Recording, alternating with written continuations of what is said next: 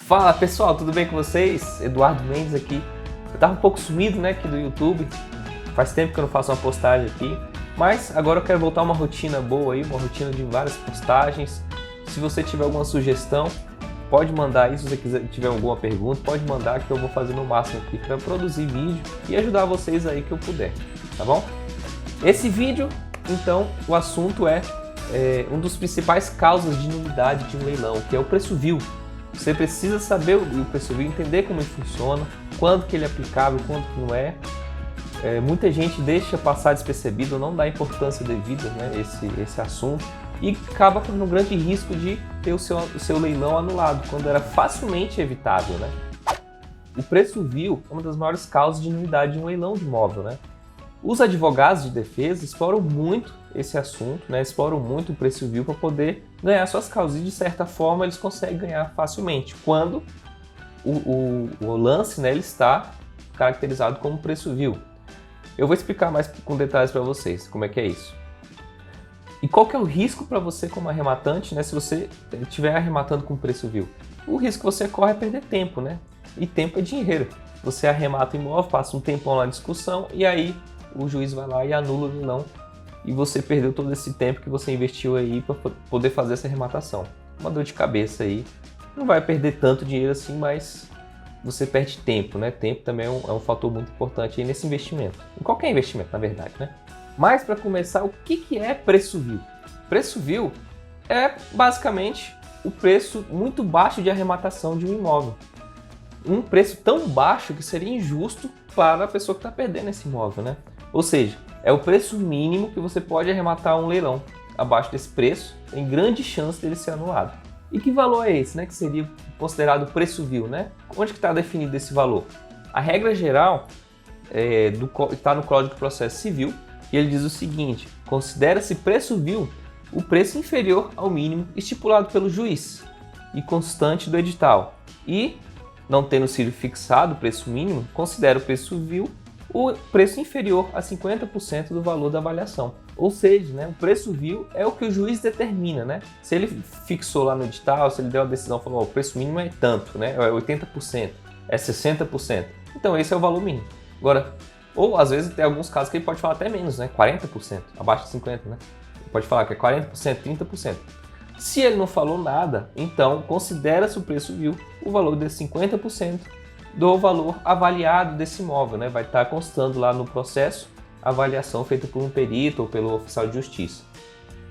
Mas essa definição que está escrito no Código de Processo Civil, ela é para os leilões judiciais. E olha que nem sempre ele se aplica. Existem exceções dentro de leilão judicial, por exemplo, os TRTs, que eles, como eles têm uma legislação diferente, né, que é a legislação que baseia toda a justiça trabalhista, são as leis trabalhistas, né?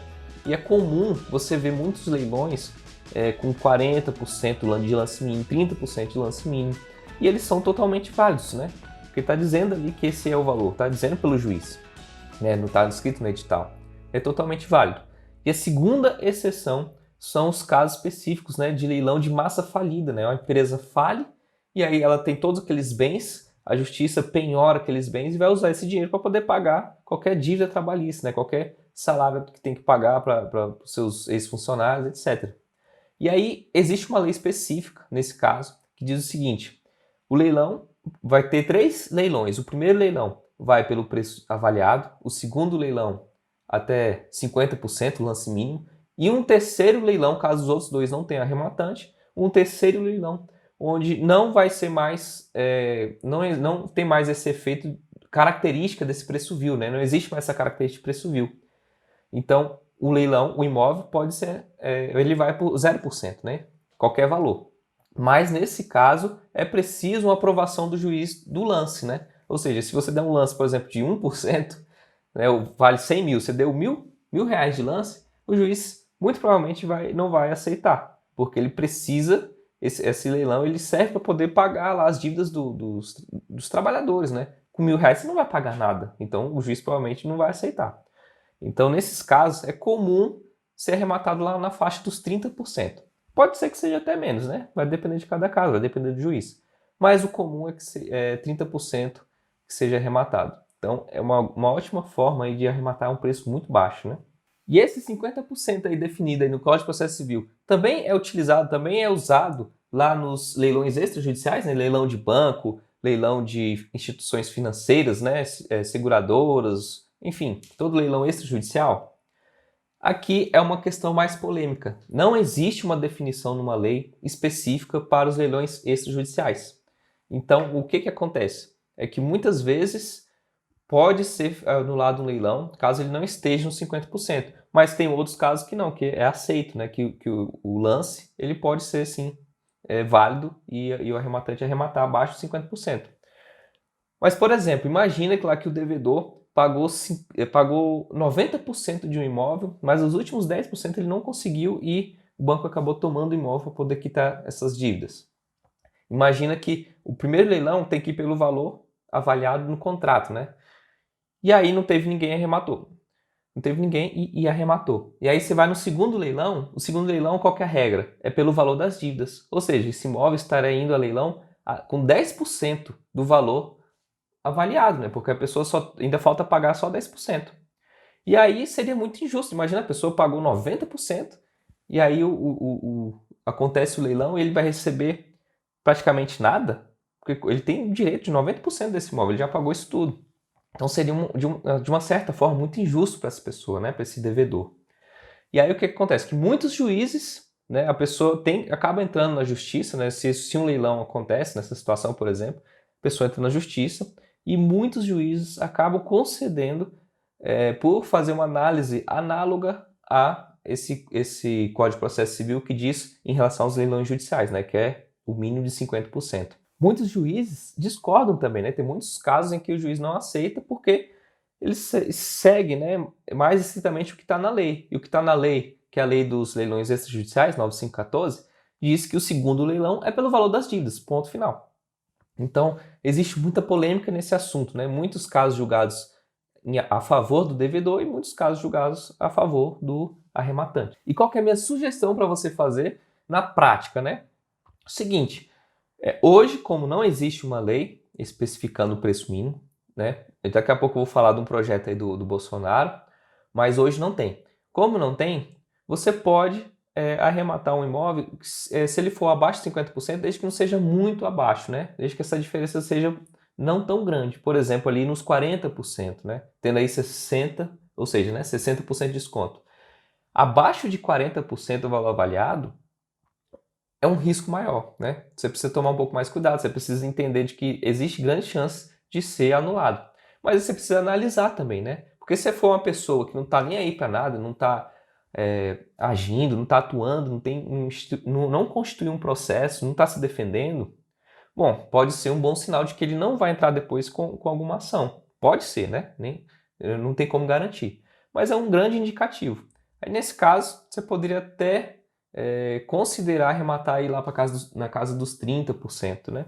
Mas sabendo que você corre o risco de ser anulado esse leilão, um risco grande. Então, tente arrematar ali próximo dos 50%. Provavelmente você vai arrematar esse leilão aí sem problema, você vai conseguir transferir esse imóvel para você. E o projeto do Bolsonaro, né, um projeto de lei, ele mandou no final do ano passado, de 2021, ele mandou um projeto de lei para o Congresso, né, sobre imóveis em garantia, né, que ele quer melhorar o sistema de você fazer um empréstimo colocando seu imóvel em garantia, para você poder utilizar esse imóvel em vários empréstimos, né, porque hoje você só pode usar um empréstimo para um imóvel, né, você usar um imóvel como garantia. Se esse empréstimo foi só usou 10% do valor desse imóvel, acabou, você perdeu sua chance de fazer qualquer outro empréstimo, né, nessa modalidade, que é empréstimo com imóvel em garantia. Aí qual que seria a ideia, né, dessa lei? Seria que você vai poder usar, enquanto você tiver valor aqui do seu imóvel disponível, né, você vai poder usar ele usar ele como garantia em vários créditos. Você pode fazer três empréstimos, por exemplo, né? Um que utilizou 10% de garantia do seu imóvel, outro que utilizou 30% e mais um que utilizou aí 40%. Mas o que tem a ver essa lei, né? É porque dentro dessa lei ele sugere uma alteração nessa lei dos leilões extrajudiciais, definindo explicitamente que os leilões extrajudiciais têm o preço mínimo de 50%. E aí vai matar essa polêmica, vai dar um basta. balizando aí o preço vil nos leilões extrajudiciais. De certa forma é bom para a gente como arrematante porque dá mais garantia, né? Tá dizendo agora ali especificamente qual que é o valor.